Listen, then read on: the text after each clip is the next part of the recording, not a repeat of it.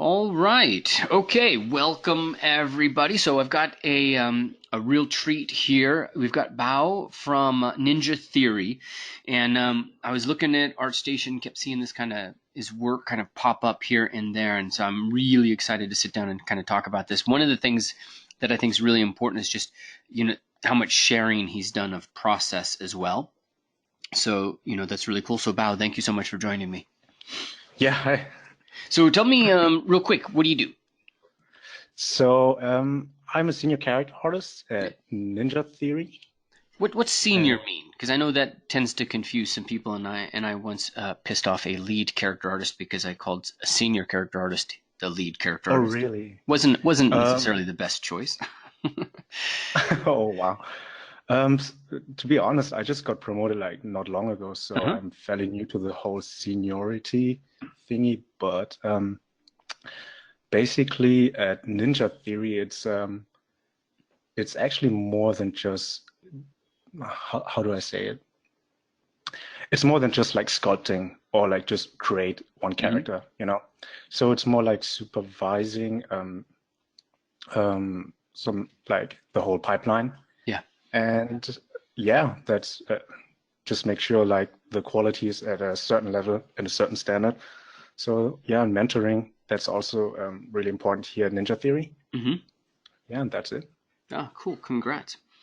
So when we talk about mentoring, Yes. how much mentoring happens in your experience, and just it doesn't need to be at Ninja, but just in general, how much mentoring happens, and how much, because this is really the corollary to that question, how much are people Mhm. expected to just have their ducks in a row and know everything in the beginning?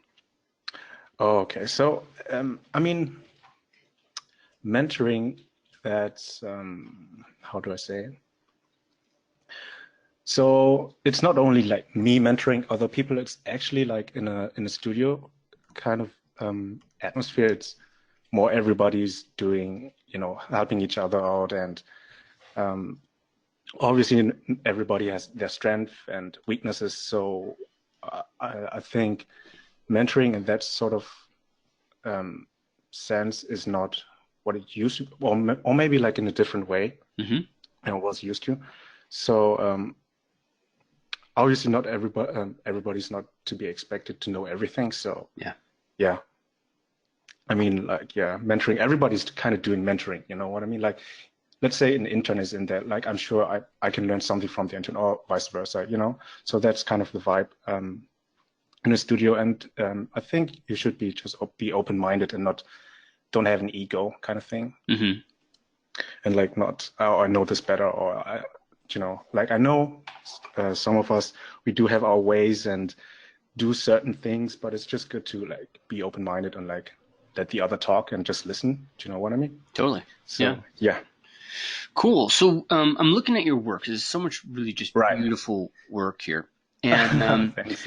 it's kind of interesting because you've got all this realistic stuff, and then recently, Yeah, if the order goes stylized. yeah. I know it's a bit different from what I actually do, so to say. Yeah. And I got kind of Yeah, two questions about that. One of them is, sure.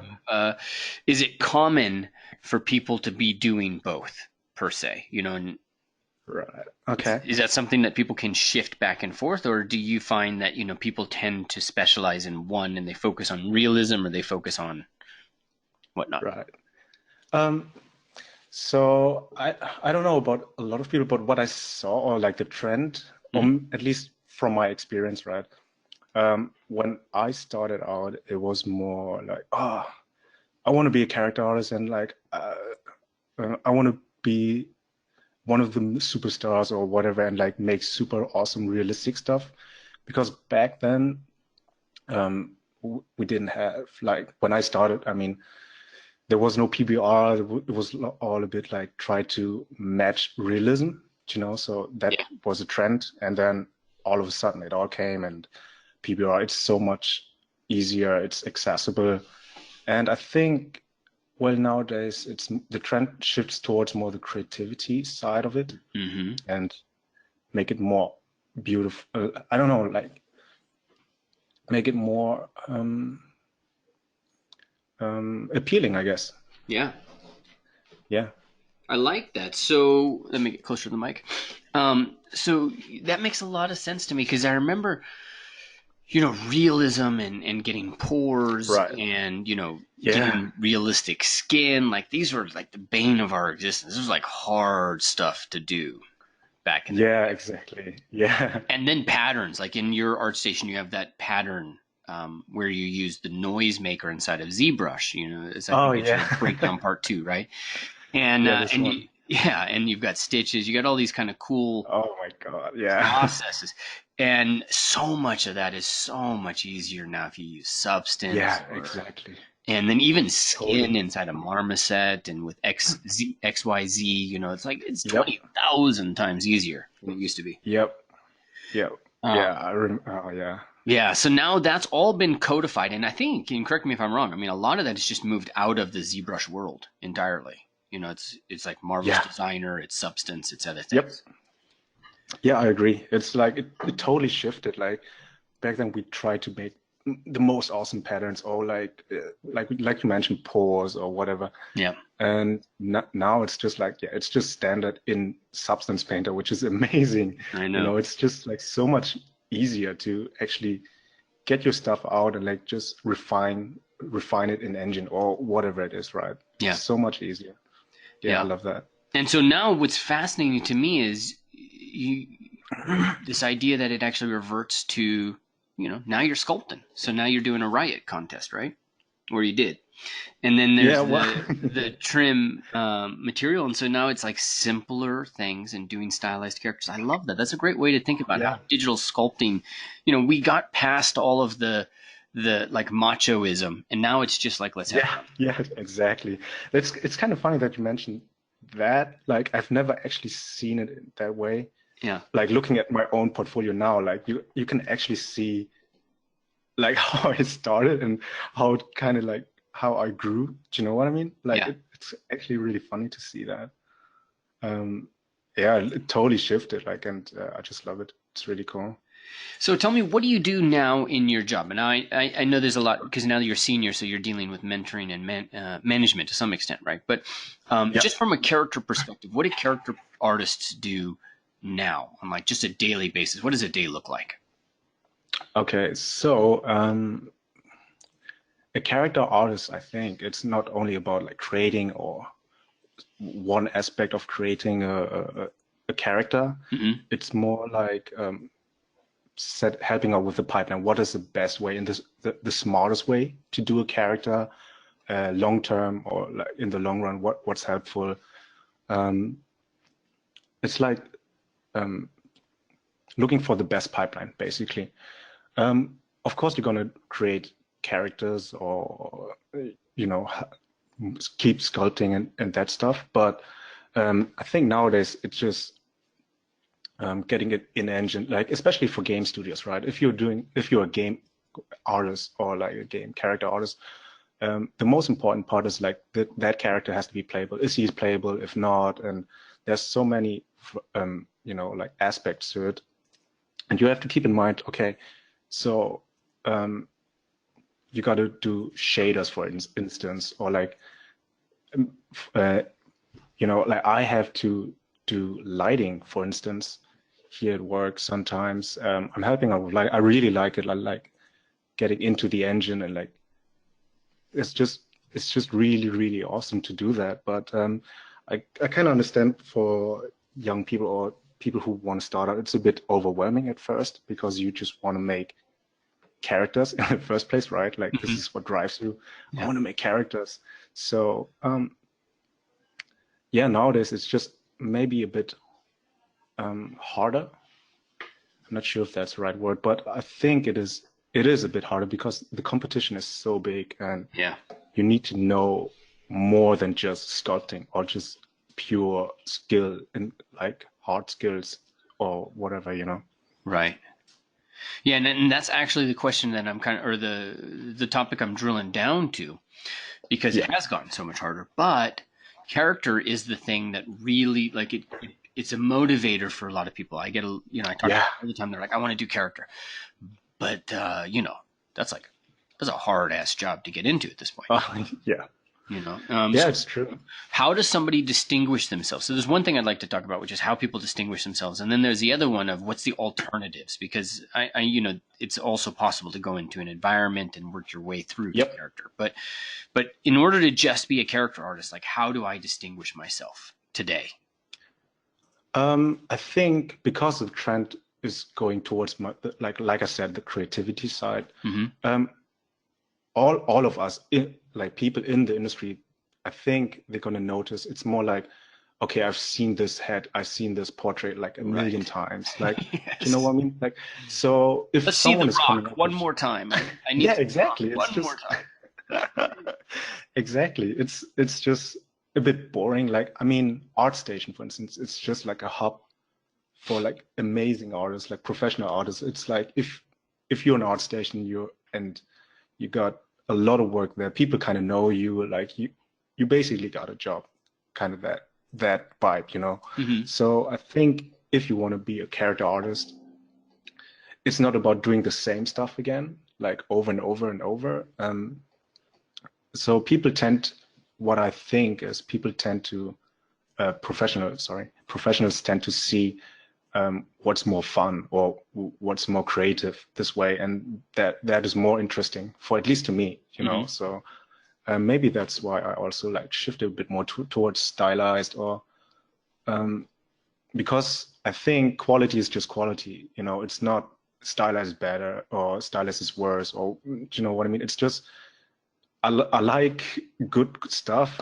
So I think a lot of people would are thinking the same. So yeah, good stuff is good stuff. Cool. So if we were to talk about like what that good stuff is, so I'm looking at your the Assassin's Creed one. I forget the name of the actor. Michael Oh Fassbender. yeah. Yes. Yeah. So Oh yeah, this so guy. what are the things that really you know are really help kind of sell this? Like if we were to if one of my students was to produce something like this, a character like this, Yeah. what would be the essential things for him or her to focus on? Is it, and I'll give you some options, like, is it the Yeah. stitching and getting detail like that and getting the cloth fabric, you know, or is it getting Hmm. realism in the face and the pores, you know, or is it, you know, maybe that stuff's like now de facto and it's, you've got multiple materials here, multiple parts, you've got multiple patterns going on as well, you know, so there's a Yeah. lot of Yeah. complexity in him. And then there's that, that yeah, you know, there's just a lot of complexity. So what is it that's, you know, really a student should aspire to? Right. Okay, so I think like if you want to make something like that, right? Mm-hmm. What I think personally is it's not about hitting the likeness one like 100% and like don't get lost into details. I know it's a bit weird for me to say because like this piece is really complex, Yeah. and but it's not like 100% accurate in terms of how many stitches or whatever. It's just you need to convey the the feeling or like the vibe, or you need to convey that it's cloth, or you need to convey that it's some sort of fabric or leather or whatever, right? So because people will kind of know, oh, this is how kind of leather looks like, and people can associate the fabric, whatever. And if you're doing something like that, I think it's more about the presentation, to be honest. Like, does it have this like that feel to it Mm-hmm. instead of like, does it have the one-to-one, um, you know, presentation, you know, the one-to-one details or whatever. Mm-hmm. So that's what I think. Um, I think also doing realistic characters. I know like this piece right now, what I got open, it's in ZBrush. Yeah. So I tend to do screenshots most. I tend to color my models in ZBrush already, just to help me visualize what I want later on. Mm-hmm. So that helps a lot, and I think that's what I mean with like conveying the vibe and the materials, or and just the feeling of it instead of like making it one to one. Because looking at it now, like it's probably not one to one. The portrait, it's like you kind of similar. It's kind of similar to Michael Fassbender. It's not him, you know what I mean? Like Mm-hmm. it's just the idea of him. So I think that's what you should focus on instead of like be obsessed with detail and yeah, that sort of stuff, and like get lost in sculpting pores and folds. So yeah. Cool. Now, how important do you think realism in a portfolio, specifically of the human face, how important is getting that human face right for an aspiring character artist? Um, do you mean like in terms of likeness or just like No, the likeness is a tough conversation. So, what would be great is right? in terms of just feeling like it's a real thing, so getting the anatomy, and then in terms of likeness. Because I actually tell Okay. everybody to just sculpt a cousin of somebody because I think likeness is very painful, but you might have a different. Oh yeah. No, I agree. I totally agree. Yeah. Yeah, as you said, like I think anatomy is really important. Yeah. Yeah, I don't have to tell you. But like just to get it right is much easier. Like starting from the base is much easier than like subdividing into the millions and start doing weird details, and the base is wrong and everything is kind of wrong, and then it feels wrong and it's super uncanny. Hmm. So yeah, I think it's really important just to, even if it's just curves, like even if it's just like a super low res Dynamesh, just to get the shapes right. That's more important, I think. Okay. Great. Get the shapes right. And then is it Yeah. important to have that like, down to the pore level detail or, how far do people need to take this? I've seen a lot of people on ArtStation doing like this crazy amount of details, and Hmm. it's really impressive. But it's at the end of the day, honestly, at the end of the day, I'm a game character artist, and I don't necessarily need that. I'm not going to count pores or what kind of folds there are in. I know it's like maybe not right if you do like close-ups or whatever, but um, you got to question yourself, like at the end of the day, who's gonna be really fascinated about it? Like it's another piece with like accurate pores and texturing XYZ is there, like it's cool, it's there. Yeah, of course, if you want realistic characters, definitely go for it. Like if you never done it, like, or just want to create a representation of uh, someone, like get it in engine. It's a really satisfying feeling actually to Hmm. have it done. But at the end of the day, yeah, it's so much easier. Like almost everybody can do it, So I'm not interested in that anymore. Right. Yeah. We're done with that. Now it's time. Something else. Okay, cool. I got it. So tell me, you also do a lot of Gumroad and things like that. How have those played into Oh yeah. your career and into people getting to know who you are? Um, yeah. So that's been like sharing. Oh my God. Like I yeah, you know it. Like just give love and receive love, man. It's crazy. If I mean the whole thing, the Michael Fassbender thing, it Yeah. started as doing like a doodle, and then I just wanted to create a face, like a portrait, right? Like that's when I was like, oh, okay, I want to do a portrait. I can do it, but I've never done it. So, but I know I can do it. So it just started out, and then at some point it just blew out of proportions.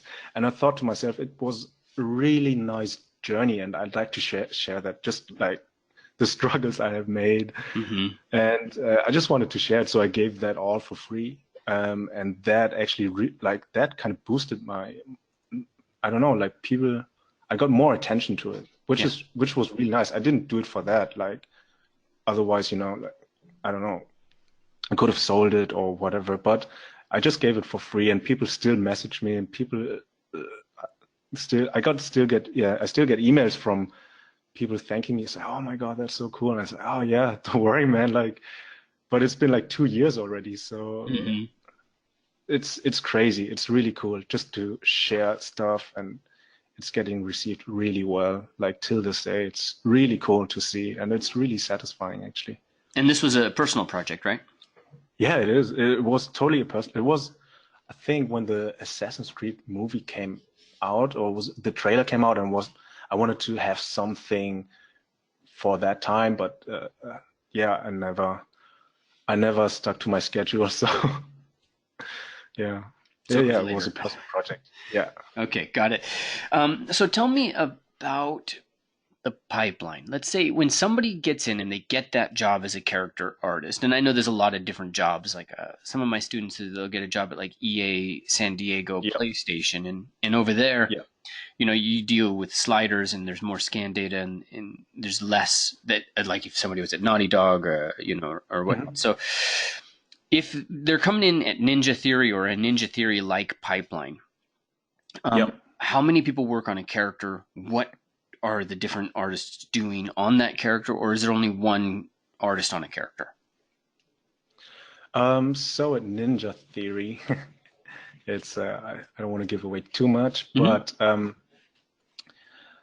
but so basically as a character you own, let's say there are multiple characters to make and you Mm-hmm. own basically that character. You're responsible for that character, which means you got to talk like you yourself, you got to talk to tech art, you got to give feedback to like or get in the loop with other people, animators, tech Yeah. art, your game director, Yeah. concept art, so you got to listen a lot to like you listen to a lot of people and like talk to a lot of people, and it starts with a concept. You're super involved, and then low poly, create that character, doing a block out, and then get that straight into engine, just to see how it feels like. So yeah, like everybody's involved in that process. Like everybody who should be involved is in that process of you doing that characters. So Yeah. it's not only basically you doing that character, it's a lot of people. And then yeah, like super close with tech art. If you're not close with tech art, everything is kind of broken, especially for games. If you do a character on your own, you never talk to anyone, and then all of a sudden, yeah, you're done. Take my model, I'm done. I'm out of here.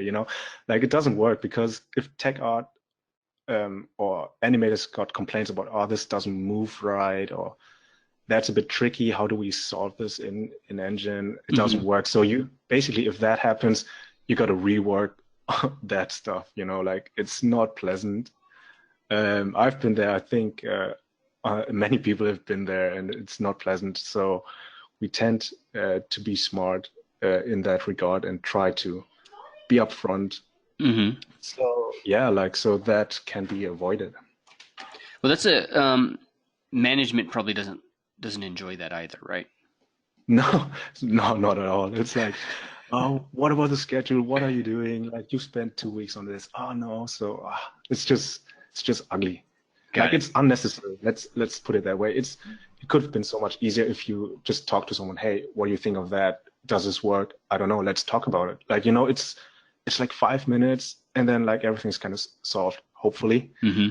And it's so much easier instead of just everybody in their own bubble working and then not giving feedback. And I know sometimes when people look over your shoulder, it's like, don't look at it, it's not done. But we are all in the same business, like same industry. We know how to get there. Yeah, like we know how the model needs to be, or what stage you're in. So don't be shy, or keep talking. Got it. Now, Rashid was asking, when you started, were you afraid of asking questions or saying, I don't know how to do certain things to the team? And that kind of fits in with what you're just Uh, talking about, because somebody might accidentally be like, I'm just going to keep this to myself. Just kind of, oh yeah. you know.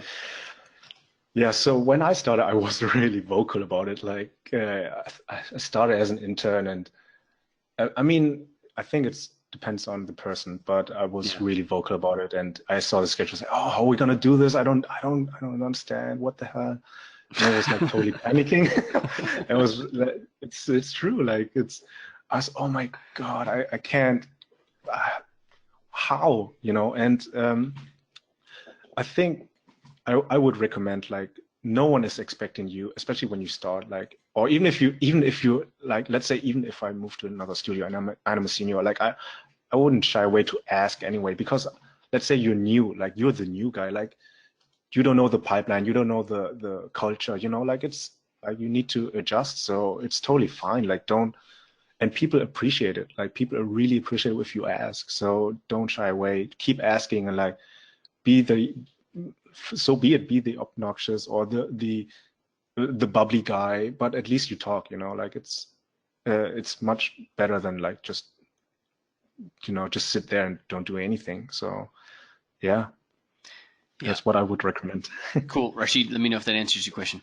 So, what is the output that you have? Like, what's the result that you have as a character artist? And by that, I mean, what is the asset that you're delivering down the pipeline? Does that make sense? Yeah. So as a character, I think it's as a characters for games. I mean, I can only talk Yep. for games. Uh-huh. I think it's just the look, basically. Like as a character, you're not really responsible for animation. It's sort of linked to deformation, like because of your topology, it should Yeah. be clean, so everything you do, yeah, OneNote, everything you do should be super clean because a lot of people will work on that model. It's not only you, so don't try to hide stuff or like don't skim, like just be super professional about it. Like be tidy up your stuff, name name your stuff. That's really important actually for me. Like naming your stuff or subtools or whatever. So because you have to bear in mind some other people will work on it. Let's say I'm sick, and other people have to take over my stuff or my character. So they got to know they don't necessarily have to decipher what was trying to do with this subtool, or you know what I mean? Like just be super clean. And yeah, I think it's really, a lot of people underestimate that part actually. Tidy up your stuff, be super organized. And from that, yeah, that was my side note, sorry. Yeah. And what So I the think I question, lost. yeah, no worries. So the question I was thinking too is, are you you deliver a low res model? So is that Right, right. FBX So or, yeah. yeah, so you deliver, in our case, FBX. It's kind of weird because I'm the only guy in the studio who uses 3ds Max. Hmm. So I always have to deliver an FBX, the full model T-pose. So that gets delivered to the tech art, and while he's doing his magic, putting bones and rigs it up, you start texture it. Like texturing is part of the job. It's not split. I know some game studios split it, texture artists. In my case, in our case, we don't. Like you're fully responsible for character, low model, low poly model, high res texturing, and then putting in engine actually, like do the shaders. Yeah, and just to have the final look in game. So Do you set up in that's Unreal yeah, we work with Unreal. in a PBR workflow? So you have to basically get this. You have to in Unreal create all the materials, set up all the materials, Yes. and get the maps all transitioned and things like that. Do you find it a simple workflow from Substance to Unreal, or is there anything that you kind of always have to Oh adjust? yeah, I love Substance. I love Substance. I love Unreal. Like it's a bit maybe weird, but I really like the end part of my job. Meaning, I like doing the shaders. I like doing materials, and I like just presenting stuff in engine because that's more valuable to me than just like let's say high-res render in V-Ray or in I don't know in Marmoset. I know Marmoset is really awesome, but if you got the engine already available, I mean, Unreal Engine is free. You Mm-hmm. want to be a game artist, why just don't put your stuff in Unreal Engine, just have it in there, like I think people will appreciate it, especially if you apply for a job. Like people will see, that's an Unreal, cool. So he kind of digs around with the shader system, so he kind of knows how it works. So that's really like helpful, especially if you apply to like as a character artist, I think. Makes sense. Totally makes sense. So, all right. So we've covered quite a gamut there, guys, and I want to get you guys' questions out there. So, what is it that you think or do you tell aspiring character artists, what do you tell them to focus on now to just prepare them for the job to help their increase their chances? What's one or two things that you tell them? Um, yeah. What do I tell them? Well, in terms of skill set, I think Mm-hmm. more uh, it's more appreciated if you don't have to be the perfect modeler. Like you don't necessarily have to be the superstar in sculpting like back in the days. If you could sculpt amazing stuff, you're like, oh yeah, you got a job. I think nowadays it's more like don't be an ego. At the end of the day, people hire because they can work with you 8 hours a day. For character artists, I think it's more about know how to get stuff Yeah, in engine, or presentation is such an important aspect. Presentation is like, or lighting. Lighting is it's so important nowadays. Like if your model is presented in a really bad way, it's kind of a turnoff, to be honest. mm-hmm. Especially on ArtStation, there's so much. So you got to present your stuff really, really well. Yeah, and I think keep asking, like back to the point, keep asking, or just be curious, I guess.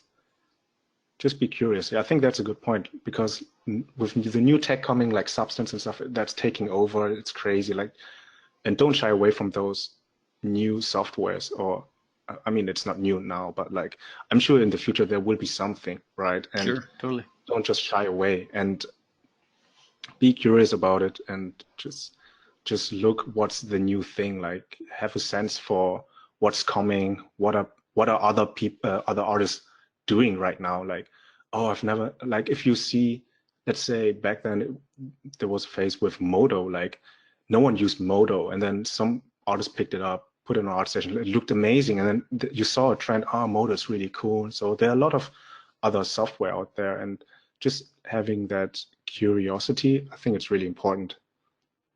That's great. That's a great point. So just to keep going, keep your mind open and moving and trying Yeah, different things and yeah, being, yeah, totally. cool. Yeah, So Rashid is asking, what makes up a good presentation? So in terms of the lighting, in the yeah. presentation, what are some of the tips? Like, is it just making sure you have a 3-point light setup, or do you need to go past 3-point and have like, a footlight and all different kind of stuff? Yeah, I'm I'm actually really glad you asked, because to be honest, I don't know how you want to do that.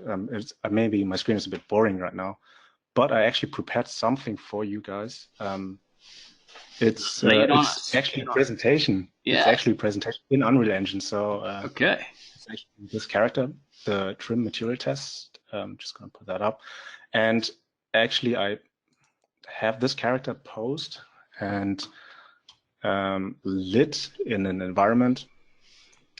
There you go. I'm not sure if you can see it or if it's laggy or whatever. No, I see your cursor moving pretty clear.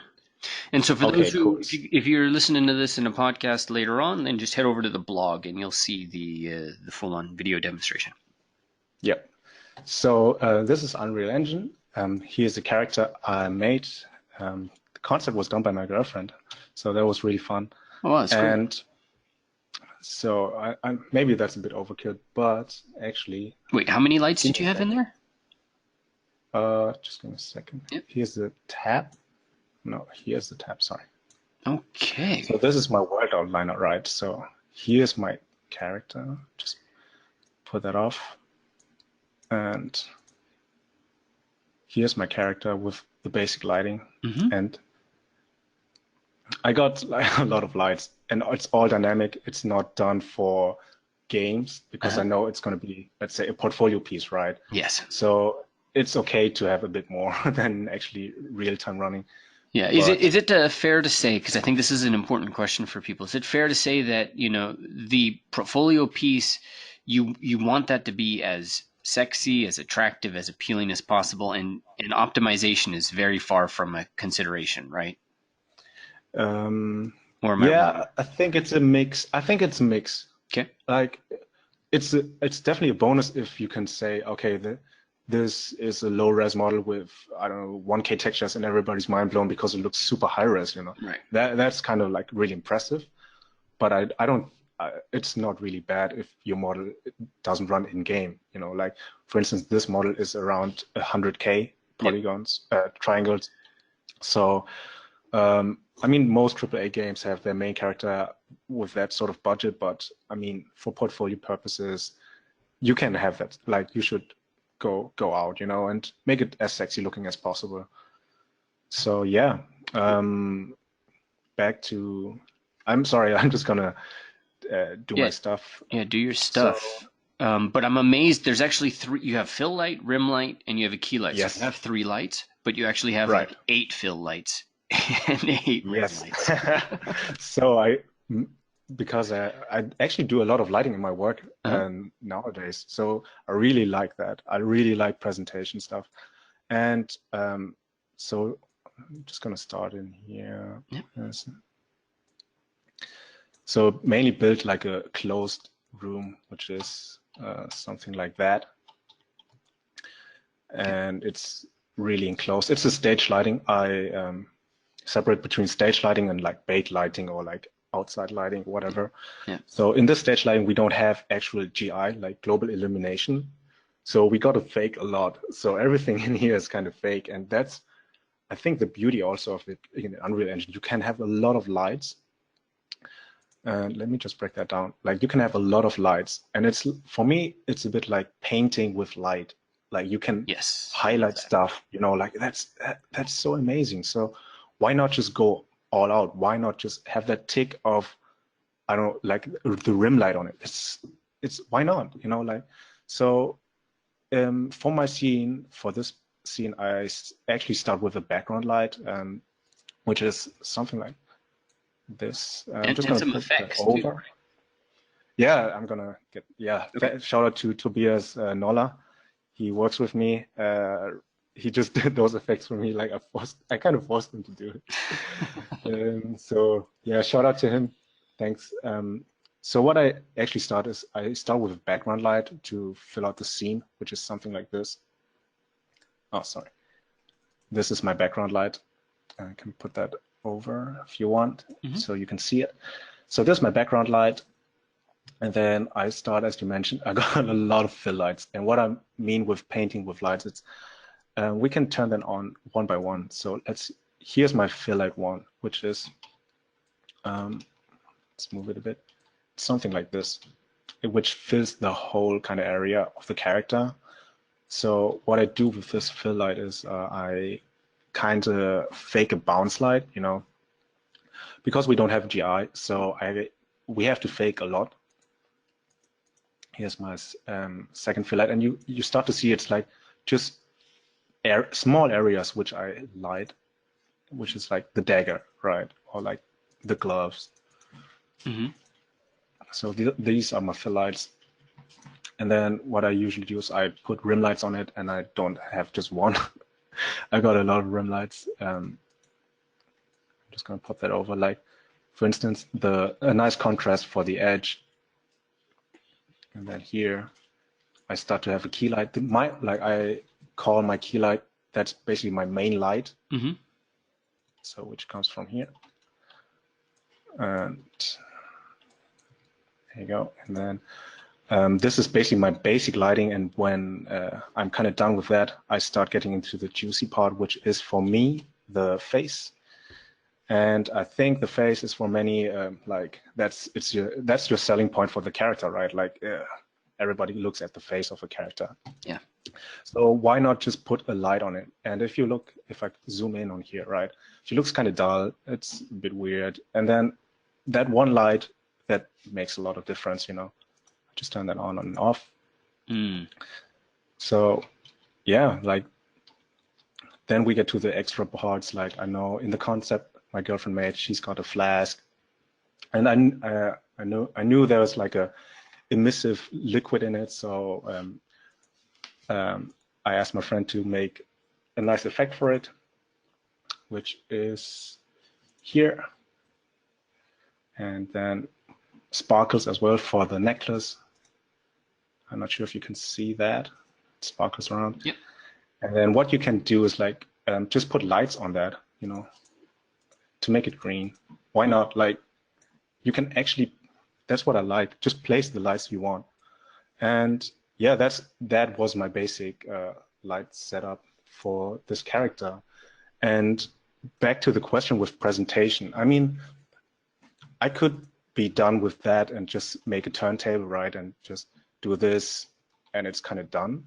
Yeah. But you could also go the extra mile. And if you go, I mean, Unreal Engine has so many tools, and there's a tool, it's called Sequencer. It's like you can place cameras and all that sort of stuff. So I made a teaser. I made a teaser trailer kind of style, and I'm just going to open that. And I actually worked on it till yesterday, 4 a.m. Wow. So here's the sequencer. These are the cameras I have. And in terms of presentation, I'm just going to play it through. So just, there you go. Oh, wait. There you go. Just hit play. So there's no sound, but it's a close-up of a character, and in Unreal, there's a lot of post-process effects. You can have nice depth of field, nice camera turnarounds, you know. Beautiful, yeah. This may not transition well in the across the screen, guys, but Sorry. should work in the recording just well. Yeah, so yeah, I think presentation is nowadays more people have access to substance, making good stuff, but I think presentation, that's lighting, that's where you can like shine, you know, and make it super interesting. So yeah. Great. So when you're doing these lights and setting these things up, is Yes. there anything, any kind of, well, how are you? Let me ask this: is there anything special that we need to know? Right. So you're using point lights for kind of a more like an omni light type effect. Okay. And is there an Okay. attenuation? Is there a distance that you're using? And then Right. in spotlights, what are you using to kind of control that? Cool. Yeah, I think I see where you're getting at. Because this is a stylized character, right? And I learned over the years some tips, like some tricks, what I could do with lighting, or like how you can enhance lighting, which is 3-point light. It's super boring for me. It's super standard. So I know this is a stylized character, and if you look into manga or like comics, you see the rim lights or any 2D concept, stylized 2D concept. The rim lights is super strong, right? Yeah. And it's a bit unrealistic in some sort of way. So you can definitely push. I have an example. Like, actually, let's clean all that up. Actually, just have nothing, no cameras. Come on, and lights. Maybe just turn those off. So let's create a light really quick, so I can show that better. I mean, if that's okay, I don't know. That'd be great. Sweet. Okay, so we place an actor. We got to differentiate about spotlights and point lights and rectangular lights and a directional light. But what I use mainly are spotlights, because it gives me more control, and that's what you want. You want more control. You need that control to have a stage lighting. You cannot just like place one point light in it and just be done with it, you know. So in terms of lighting in Unreal Engine, I think there's some tricks and tips I can actually show you guys. So let's say this is our light in here. Let me turn that off for a second. And this one as well. So this is our main light now, right? So if you look at it, it's not really looking nice. So I'm going to pop over the details tab. And then you got a lot of options like what kind of units you want, unitless, candelas, or lumens. But that's not really important. What you need is like, okay, where's the intensity? So you can adjust that. And I think for stylized characters, it's really cool to have that sharp shadows. Like I know it's unrealistic in some, but in stylized, I think sharp shadows are really nice. So I'm gonna pop that over and have that shadow filter sharpen. And you see, okay, wait, just give me a second. So there's also a shadow bias. So we want to crank that down a bit so we get more detail, like here. So you get the shadows. And if we're going to widen the outer cone a bit, like that. Whoops. So what I find more interesting is to have like sharp shadows, because it just gives you more contrast to it. And I think it's really nice to look at.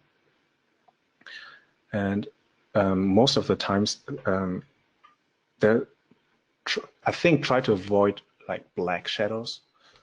You know what I mean? Like it shouldn't be just pure black. It kind of lifts the tone or the atmosphere if you have a bluish shadow or whatever. And you can do that via a skylight. And having stylized character, what helps as well is like having strong rim lights, which I really like. I know it's a bit coming out of nowhere in a scene like that, you know, but it just, oh, sorry. I think what's more important is about the shape of your character, right? Like you want to show off the cool shapes your character have, or like the main features. So with a rim light, that's a perfect tool for it, actually, like to showcase the shape. And I know it's not perfect, but it's just going to be an example. Mm-hmm. So you see, like here, we got this this light in here, and what I really like, it's just to crank up the source radius, because it has that sort of like comic-y look to it. Strong rim lights. Whoops. So if that's around 60, and that's around 0, which is more realistic, I guess. Or I mean, like, depends on your source radius. Like if it's if it's simulating a big light, obviously it's going to be bigger. But I like that shadow. I like those kind of like, it's super comic-y. I think it's fitting for the stylized character. So why not go for it? So yeah, if you have a realistic character, obviously it's going to look a bit weird to have a weird scenario for that character. So be always mindful of what you're going to render. Like, know, okay, I got a realistic character, I got this creature, I got this weird looking character, or like this really horrific, or not in that sense horrific, but like a scary character, you know. So you kind of know the theme.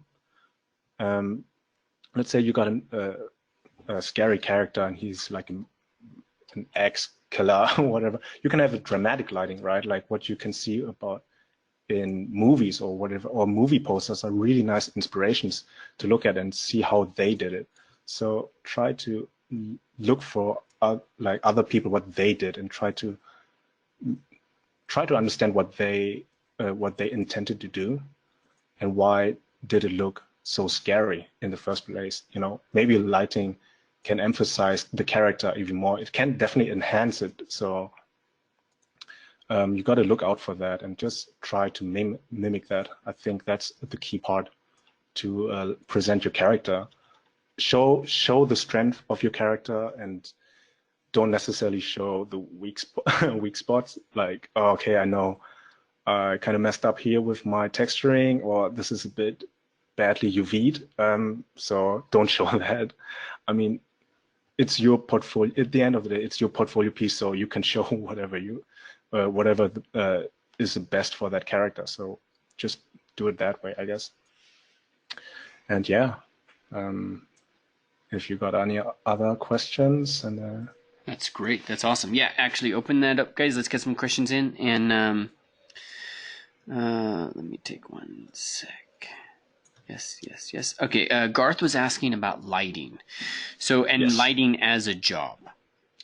Is yeah, this a job that I know it's a job in film? Is it a job in games? yes, definitely. Here in Ninja, we got a cinematic team, Yeah. which is super cool. So definitely, there's a job for almost everything out there, and lighting especially.